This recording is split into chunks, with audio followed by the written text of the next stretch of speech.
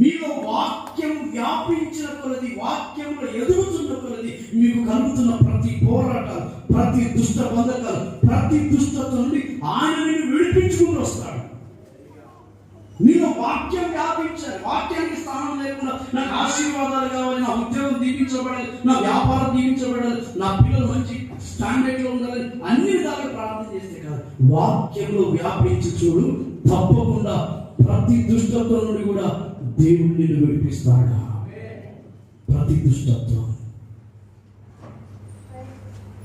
రాబోతున్న ప్రతి దుష్టత్వం నుంచి కూడా విడిపించినట్టుగా మనలో వాక్యం అనేది వ్యాపించినప్పుడు దేవుడు మహిమ పొందుతాడు.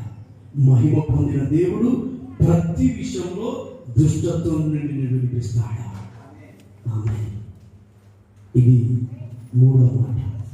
నాలుగవదిగా దేవునికి కృతజ్ఞత కలిగి ఉండడాన్ని బట్టి కూడా ఆయన మహిమ పొందుతాడు. చాలా మంది దేవునికి కృతజ్ఞత కలిగి ఉండరు.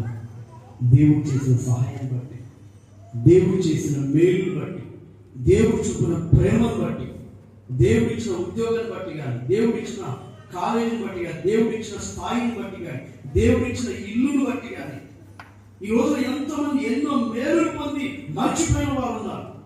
అలాంటి వారిని బట్టి దేవుడికి ఎప్పుడు మహిమ రాదు. ఒకవేళ మహిమ తెచ్చే బిడ్డగా ఉండాలంటే నీ ఇంట్లో ఎలాంటి పరిస్థితి ఉన్నా నువ్వు కృతజ్ఞత కలిగించే బిడ్డగా ఉండాలి. ఎలాంటి పరిస్థితి ఉన్నా కృతజ్ఞత చెప్పాలి దేవునికి. బైబిల్లో 10 మంది కుష్ఠరోగులు ఉన్నారండి. ఆ కుష్ఠరోగులో 10 మందిలో ఒకడు వెనక్కి ఒక్కడు దేవుని దగ్గరికి వెళ్ళి మహిమపరిచాడు. మిగతా 9 మంది వారు మరలా లోకంలో వేసిపోయారు.